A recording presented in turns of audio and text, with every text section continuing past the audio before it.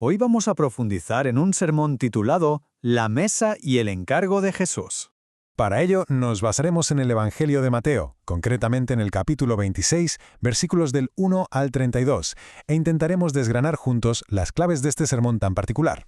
Y para entender bien toda la profundidad de este mensaje, vamos a seguir la misma estructura del sermón.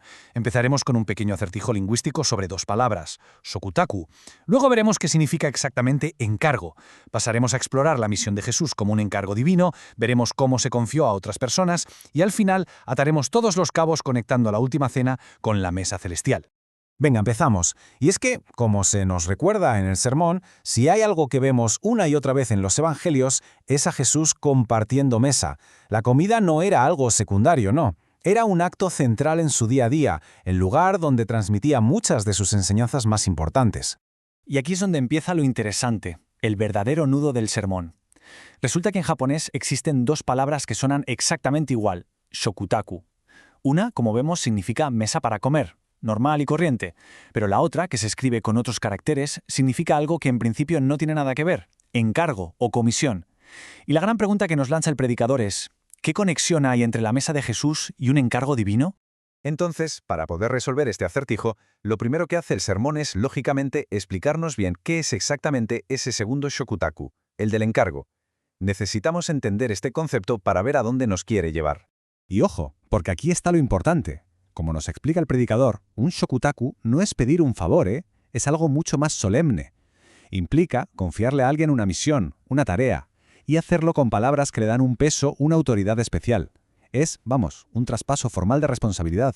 Y para que esto no se quede en algo abstracto, el sermón nos pone ejemplos muy claros de hoy en día. Por ejemplo, cuando se nombra a un funcionario para un cargo, se habla de un nombramiento o una comisión de servicio, o cuando un médico es asociado a un hospital. E incluso, en un caso mucho más extremo y oscuro, se usa para el asesinato por encargo, donde la propia víctima pide que la maten. Esto nos da una idea de la seriedad y el compromiso que implica esta palabra. Vale. Y con todo esto en mente, llegamos al corazón del sermón, a la idea central que lo cambia todo. La vida y sobre todo la muerte de Jesús no fueron ni un accidente, ni una tragedia sin más. Fueron, en el sentido más profundo de la palabra, un shukotaku, un encargo recibido de Dios Padre. Fijaos en esta frase tan conocida de Jesús. En el sermón de hoy se nos presenta desde un ángulo completamente diferente.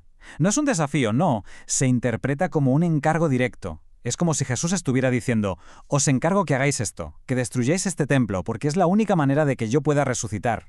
Y es que, según nos cuenta el sermón, todo estaba planeado al milímetro. No valía morir de cualquier manera. Jesús evitó que lo apedrearan o que lo tiraran por un barranco. ¿Y por qué?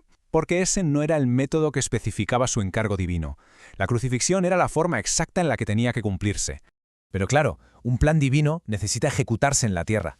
Así que ahora el sermón nos explica cómo ese shokutaku, ese encargo, baja del cielo y se va transmitiendo a través de una cadena de personas, muchas de ellas sin tener ni idea del papel que estaban jugando en realidad. Y aquí la vemos, esa cadena es muy clara. Empieza en Dios, que le da el encargo a Jesús. Jesús a su vez lo transmite, y aquí viene lo más sorprendente. Al sumo sacerdote Caifás. De él pasa a Poncio Pilato, y de Pilato a los soldados romanos, que son los ejecutores finales. Una cadena de mando perfecta para cumplir un propósito divino. Este es un momento absolutamente clave. Cuando Caifás dice esto, desde un punto de vista puramente humano, está haciendo política. Está intentando salvar una situación muy tensa. Pero el sermón nos dice que, sin ser consciente de ello, estaba haciendo algo mucho más grande. Estaba aceptando formalmente el encargo de Dios. Estaba profetizando que era necesario el sacrificio de uno para salvar a todos. Y para que entendamos bien esta idea de un encargo que una vez lanzado tiene que ser aceptado por alguien, el predicador nos recuerda otras historias de la Biblia. La de Jonás es un ejemplo perfecto. Cuando él mismo pide que lo tiren por la borda para calmar la tormenta, está aceptando un shokutaku, un encargo terrible, sí, pero necesario para que la voluntad de Dios se cumpla. Y con esto llegamos al final, a la parte donde todo encaja, donde el sermón une de forma, la verdad, magistral esos dos shokutakus que al principio parecían no tener nada que ver. La mesa para comer y el encargo divino. Pues aquí está la solución al enigma. La mesa, el shokutaku físico de la última cena, es precisamente el lugar, el escenario donde Jesús entrega a sus discípulos un nuevo shokutaku, un nuevo encargo. La comida se convierte en la misión. Y es que sus palabras no dejan lugar a dudas, ¿verdad? Tomad y comed, bebed todos de ella. Esto no es una simple invitación a cenar, es un mandato, es el encargo formal de participar en su sacrificio, de hacer lo suyo. Les está confiando su misión. Así que en el sermón de hoy la conclusión es potentísima. Aceptar esa comida es mucho más que comer y beber, es aceptar la vida eterna. El shokutaku, la mesa de aquí, la de la tierra, se transforma en la promesa, en la garantía, de que tenemos un sitio en la shokutaku del cielo. Los dos significados, por fin, se unen para siempre. Y con esta idea tan potente se cierra el sermón, dejándonos con una pregunta que ya no es teórica, sino muy personal. Si toda esta historia es una cadena de encargos divinos y respuestas humanas, la pregunta final que resuena es, ¿cómo responde cada persona al encargo que Dios le presenta?